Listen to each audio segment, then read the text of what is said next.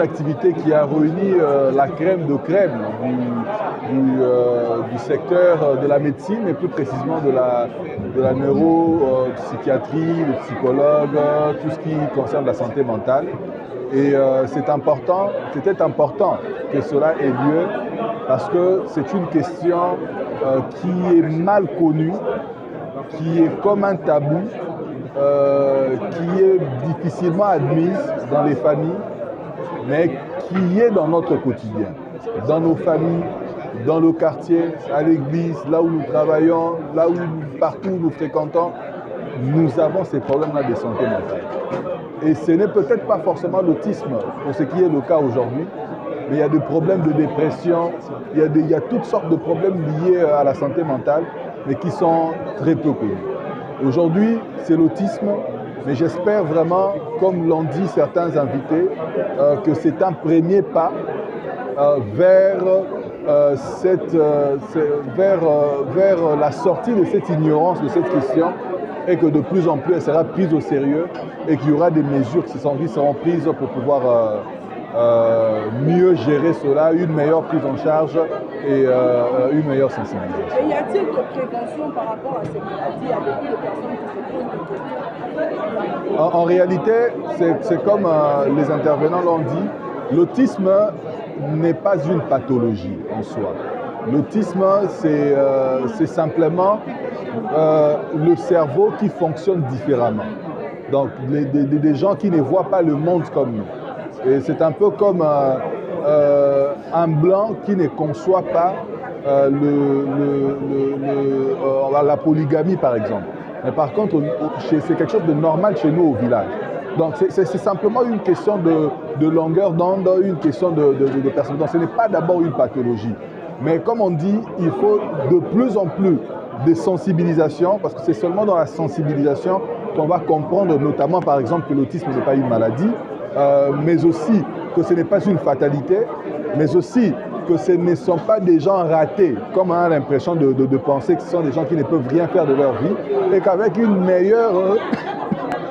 avec un meilleur accompagnement, on sait mieux les orienter, et ils seront utiles non seulement à eux-mêmes, mais aussi à notre société. Je vous en prie.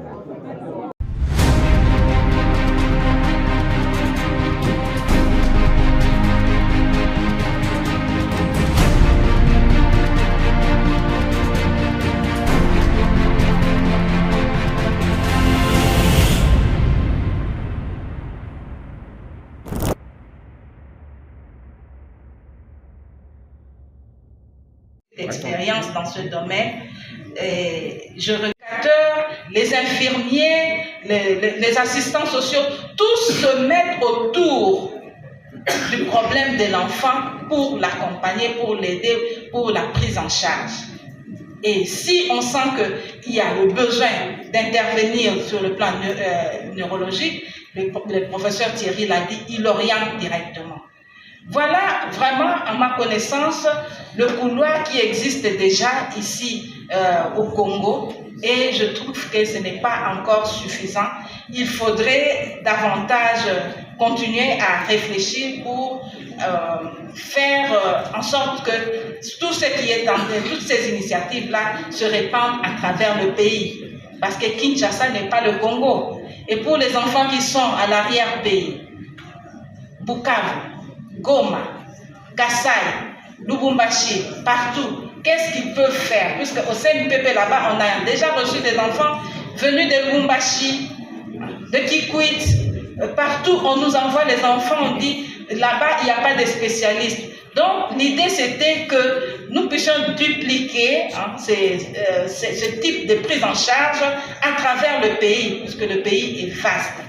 Donc ces initiatives-là sont à encourager, mais à multiplier. Voilà pourquoi, pour conclure, je vais lancer un message en termes de recommandations et même de plaidoyer pour ce domaine ici qui semble être oublié. Que le gouvernement s'engage à accompagner les initiatives qui sont déjà en place, et aussi les parents, demander aux parents d'aller consulter les spécialistes.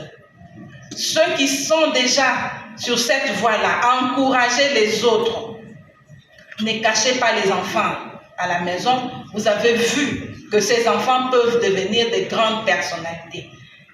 Il suffit de les accompagner, de mieux les soigner. Ces enfants peuvent devenir des personnes très très utiles à la société.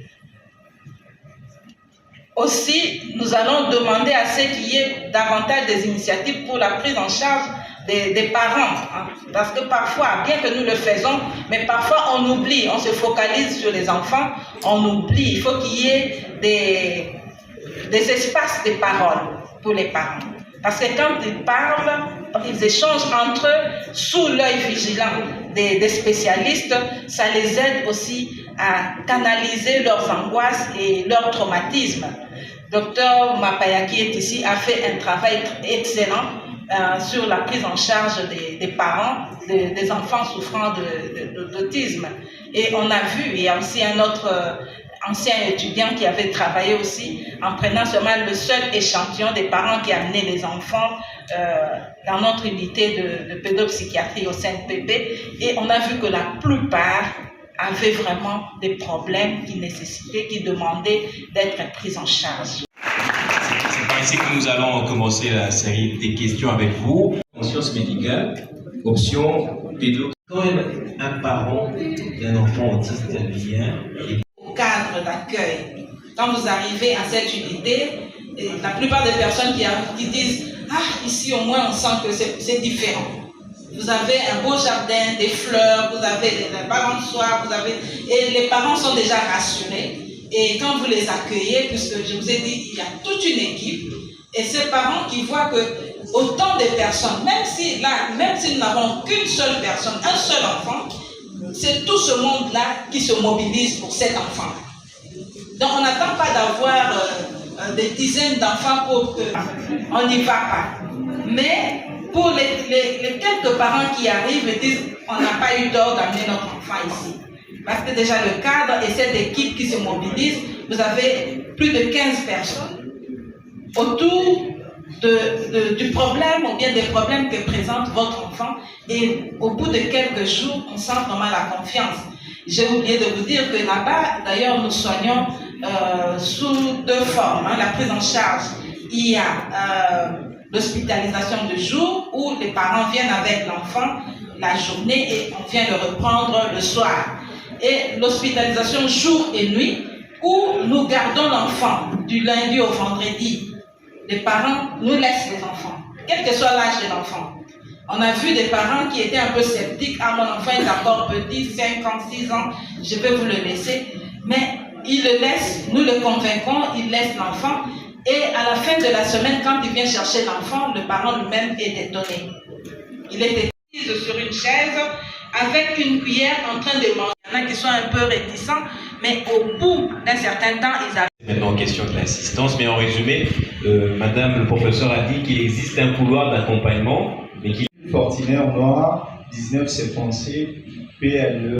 Merci pour la parole, monsieur Mardoché Kouété. Kinshasa en particulier, pour accompagner les personnes qui présentent le TDAH. Eh bien, ma question est celle de savoir si les écoles, les couloirs que vous avez relevés à votre connaissance tiennent compte du pouvoir d'achat de la population congolaise. Parce qu'il se trouve psychiatrique spécialisé. On prend plutôt les critères selon les problèmes que l'enfant présente. Quand un enfant vient et qu'il a des problèmes de langage, par exemple, on va voir vers quelle classe il faut l'orienter pour sa scolarité. Je prends l'exemple, lorsque nous avons commencé timidement notre école, les petits génies de Sainte-Thérèse, on a reçu 2 jumelles homozygotes, vraiment identiques, mais la manière dont elles présentaient leurs difficultés était un peu différente. Si bien qu'on n'a pas voulu les placer dans une même classe. Et nous avons vu que le fait de les avoir séparés avait permis à ce que celles qui présentaient moins de problèmes puissent évoluer vite par rapport à l'autre. Donc si on les avait laissées dans une même classe, on n'aurait pas aidé comme celle-là. Donc le vrai critère, c'est par rapport au diagnostic qui a été posé pour chaque enfant. Et qui oriente, qui décide.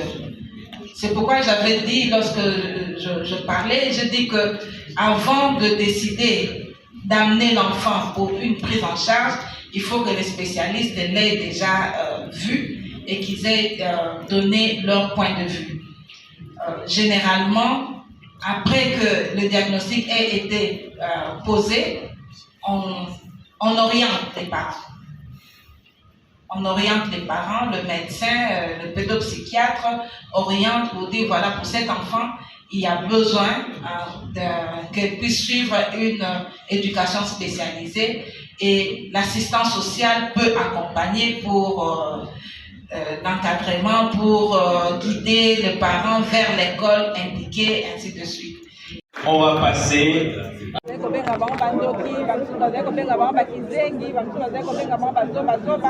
kasi tomoni ke bana wana bazali bana lokola bana nyonso esengeli seulement que tosalisa bango na prise en charge ya malamu bongo prise en charge wana esalemaka na baécole spécialisée et puis na bacentre bien baunité de soins oyo ebongisami mpona bango ndakisa unité de soins oyo ezali na kati ya CNPP baboti babanga te baloba te CNPP ezali sika bato maboma te ezali mpona kosalisa bana unité wana ezali na bacondition nyonso ya malamu mpona kosunga bana wana baboti baya na bango baekole ezali baekole spécialisée ezali na ndakisa école Daniel na Kitambo école Bon Berger na Bon Départ na limité baekole ndenge na ndenge ezali puis baseur de Sainte-Thérèse babimisi mpe école ya sika le génie de Sainte-Thérèse balobi génie mpo babi te bana wana bazali bazoba te il faut kobimisa ko génie oyo ezali na kati na bango yango wana bapesaki nkombo ya école wana le génie de Sainte-Thérèse bongo ngai oyo etali gouvernement na oloba te gouvernement asengeli mpe atia miso makanisi mpe mayele na bana wana to tota na bamboka mosusu bayebi te bana wana bazali na mayele mingi na kati na bango epuis basalisaka bango mpona kobimisa génie oyo ezali na kati na bango ndakisa par exemple Albert Einstein tomonaki ndenge baexpose awa tomoni ndakisa ya Beethoven un grand musicien azalaki Asperger bongo bango bakomaka ndenge nini mpona kobimisa mayele wana basala baekole oyo babengaka ekole ya bagénie mpona kobimisa mayele wana ezali na kati ya bana il faut kosala mpe baekole ya bagénie tosalaka kaka te baekole oyo ezali ndenge moko awa na Congo toza na ekole wana te ezali kotravaille mpona bana oyo bazali na baparticularité intelligence problèmes comme chez les enfants peuvent être pris en charge et être soignés. On a vu des enfants qui ont évolué positivement après une bonne prise en charge. Et aussi, j'ai fait une recommandation à l'égard du gouvernement parce que les décisions doivent être prises pour accompagner les initiatives privées qui sont déjà faites. Le gouvernement doit s'engager. Il faut même avoir des lois de protection de ces enfants-là, de cette catégorie de personnes. Et aussi, comme nous avons vu, les enfants Asperger, parce que ce sont des enfants qui ont des troubles du spectre autistique, mais qui sont un peu atypiques. Ce sont des enfants d'une grande intelligence. Dans d'autres pays, on crée des écoles de génie. Ici, il n'y en a pas. Qu'est-ce qu'on fait? Comment on canalise ces intelligences-là? Il faudrait qu'au niveau de l'éducation, qu'on pense à créer aussi des écoles de génie. Ici, on prend tous les enfants au même titre, dans le même sac, alors qu'il faut savoir aussi différencier. Dans notre population, nous avons des enfants qui présentent ces syndromes-là d'Asperger et qui demandent d'être encadrés. On a eu des exemples, vous avez vu Einstein, et puis nous avons les Beethoven, et ainsi de suite. C'est des grands génies, chacun dans son domaine, et qui ont été diagnostiqués autistes Asperger. Et nous en avons. Mais malheureusement, dans notre pays, on ne met pas un accent là-dessus. Il est grand temps que dans le domaine de l'éducation, on pense à créer des écoles pour les génies. Voilà une grande recommandation que je fais au gouvernement et à ceux qui s'occupent de l'éducation des enfants et des adultes. Madame le DG, merci. Par rapport à cette activité, ce que nous pouvons retenir, c'est que l'autisme n'est pas une fatalité. Ici, nous sommes venus vulgariser le concept, faire comprendre à la population que si vous avez un enfant autiste, ce n'est pas grave, la prise en charge est possible, un accompagnement éducationnel ou neurodéveloppemental est aussi possible. Et donc, nous nous sommes surenrichis sur le concept. Nous avons beaucoup appris sur la maladie, sur les manifestations de la maladie et même comment reconnaître l'autisme. Et ce que j'ai retenu d'important, c'est que autant il y a d'autisme ici, autant il y a des autistes.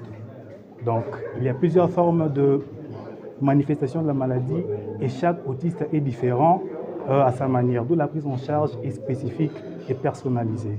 C'est ce qu'on a dit. Donc, si vous avez un enfant autiste, allez vers les spécialistes.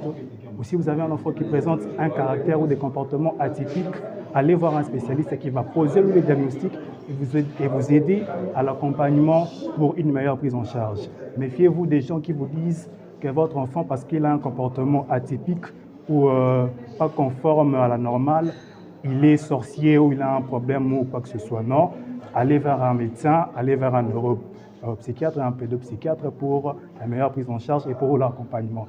Tout en sachant que malgré qu'il soit atypique pour nous, les communs des mortels, il peut aussi être un génie et apporter une révolution technologique, par exemple, pour la République démocratique du Congo. Merci.